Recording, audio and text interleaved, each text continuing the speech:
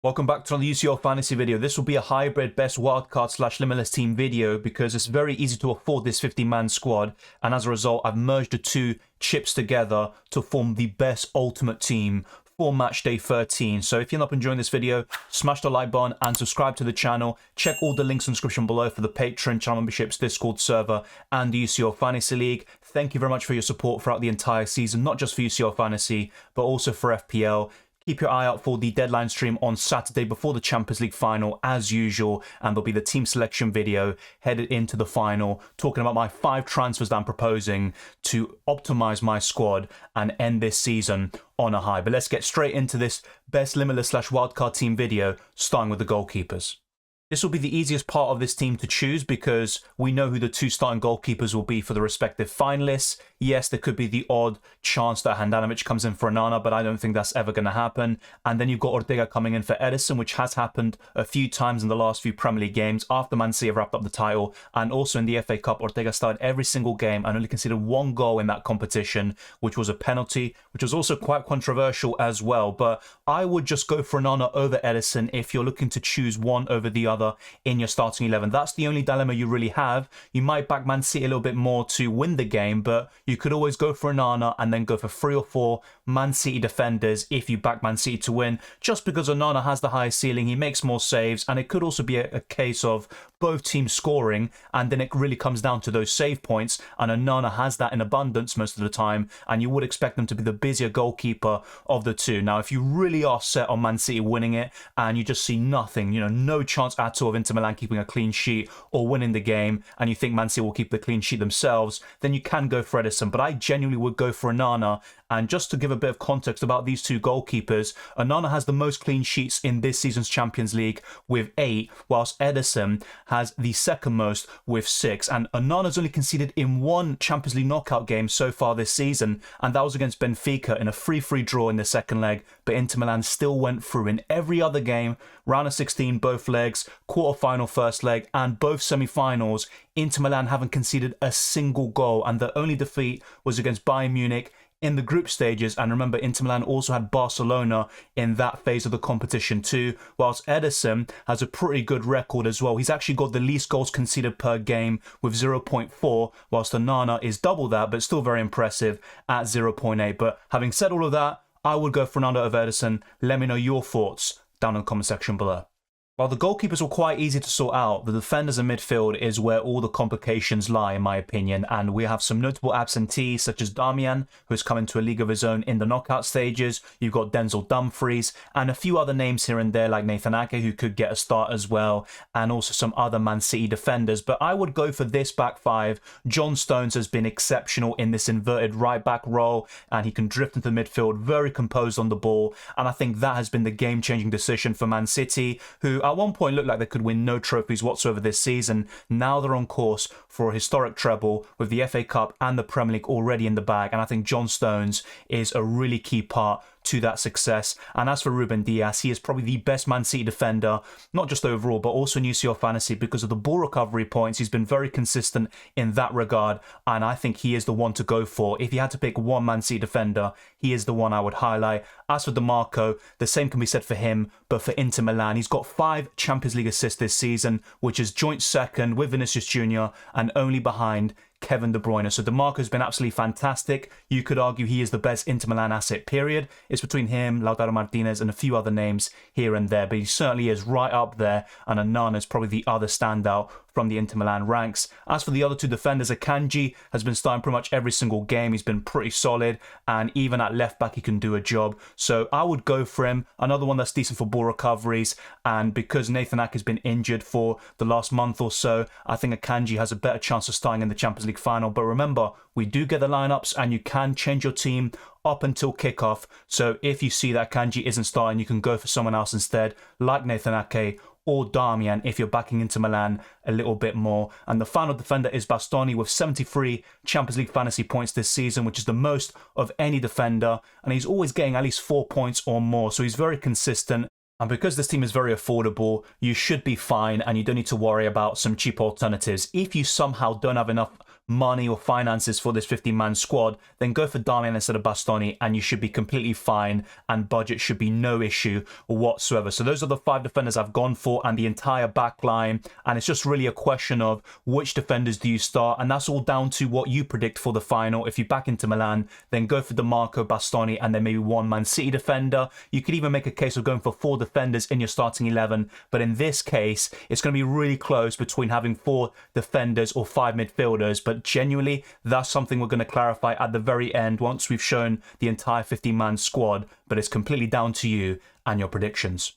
The midfield is pretty set, but if we get a surprise inclusion in the starting 11s on Saturday, such as Riyad Mahrez in the starting 11, then we can go for him instead and make some adjustments. But otherwise, these 5 midfielders should all start and do a very good job for you. You could even make a case of going for 4 Man City midfielders instead of going for Calhanoglu and Barella. But if I had to pick one Inter Milan midfielder, Calhanoglu certainly is the one. He's got the attacking threat, very good from set pieces, 2-footed. He is the creative source for Inter Milan in that industrious midfield. So he is the one I'd highlight, even over Barella, who is right up there in terms of UCL fantasy points amongst midfielders. But Kevin De Bruyne is the man. He's got 4 Man of the Match awards, which is the most of any player. And I think he's arguably the best captain on the final day. And the other possible alternatives could be Erling Haaland or another striker like Lautaro Martinez. But I'd probably go for Kevin De Bruyne in this case. And it just is a testament to how good he's been in this season's Champions League. He's got 6 assists, the most of any player. And he's created 7 big chances. He can also get the odd goal from distance, which gives you an extra point as well, of course. So Kevin De Bruyne is a must-have. Him and Erling Haaland are the only 2 essential players in my opinion, although you can make a case for a DiMarco as well and a Ruben Dias in terms of the essential players to have for the Champions League final. But the top 2 options, you already know who they are. So Calhanoglu, as I talked about before, is the best Inter Milan midfielder, and he's right up there, probably only behind DiMarco and Onana as the best Inter Milan asset. And the only other player that could have a say about that is Lautaro Martinez up front. And as for Gundogan, he is just a man for the big moments. He scored a brace in the FA Cup final against local rivals Manchester United, and he's also been very impressive in this run-in. At one point, he scored or assisted every single Man City goal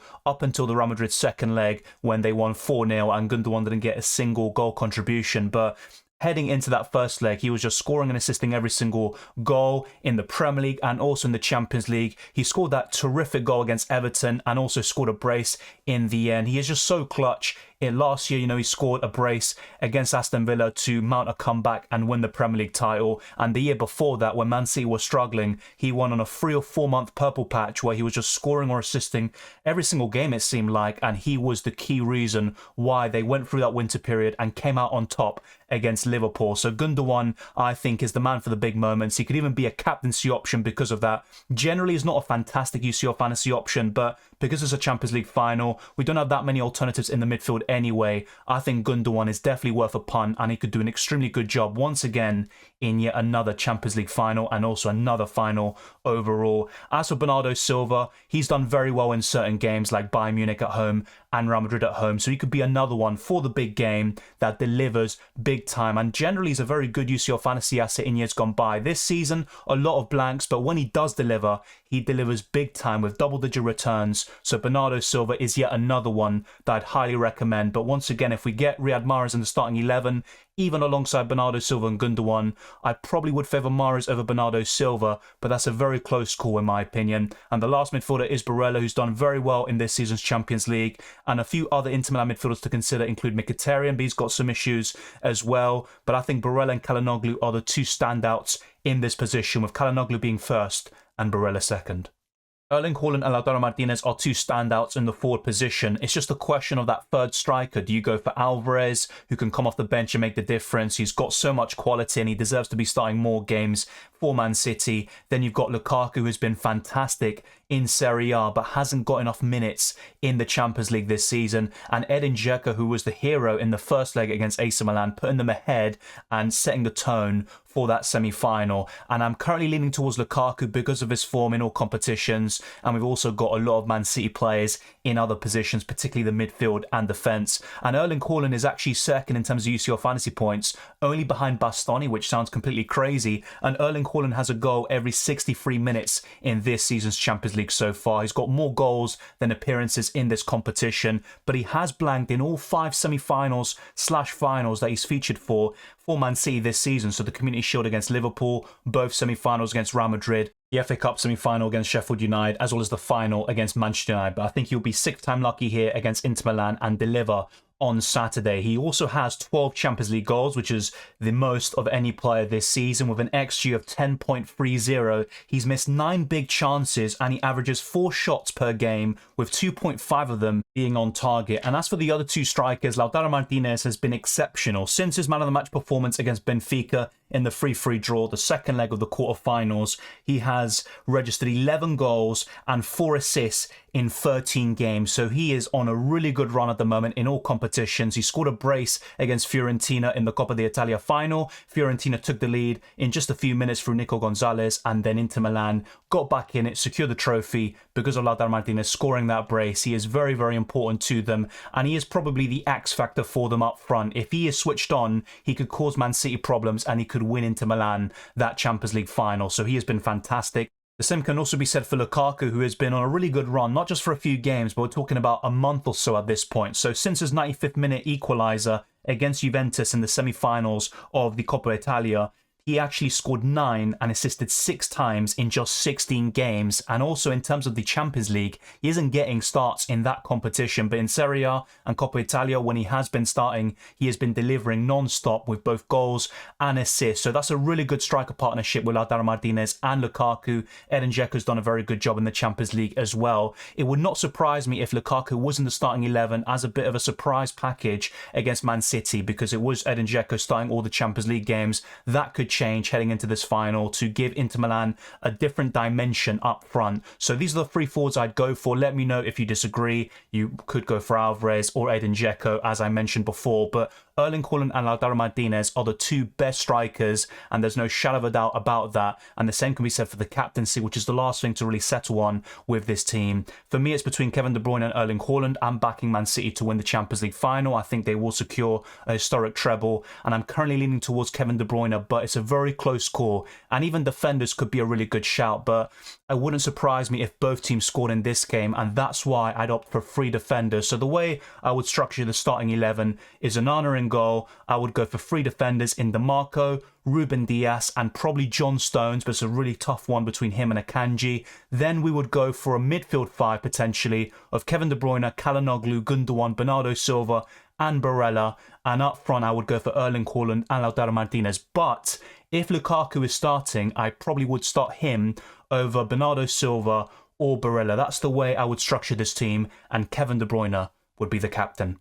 So that's it. We've covered the starting 11, the captaincy, and talking about some key stats for these major assets for Inter Milan and Man City, and also talking about those 2 respective clubs, how they've done in the Champions League this season and also in other competitions like their domestic league. It's worth mentioning that this team would cost 107.5 million, so pretty much all of you should be able to afford this. You did get a 5 million kind of budget increase in the knockout stages, the first leg of the round of 16, so this should be easily affordable. I've still got around 3.6 million left in the bank after making this 50-man squad, so it should be fine for everyone watching. Thank you very much, speaking of the devil, for watching. If you enjoyed this video or found it useful, then be sure to smash the like button and subscribe if you're new. Let's try to get this video to over 300 likes. Let's keep on pushing towards 20,000 subscribers and beyond. You can follow me on Twitter and Instagram, DylanRCM, and check all the links in the description below for the Patreon, channel memberships, Discord server, and the UCL Fantasy League. All of that is there. I wish you all the best of luck for the Champions League final. Enjoy the occasion. It should be a great game, and I'll see you next time.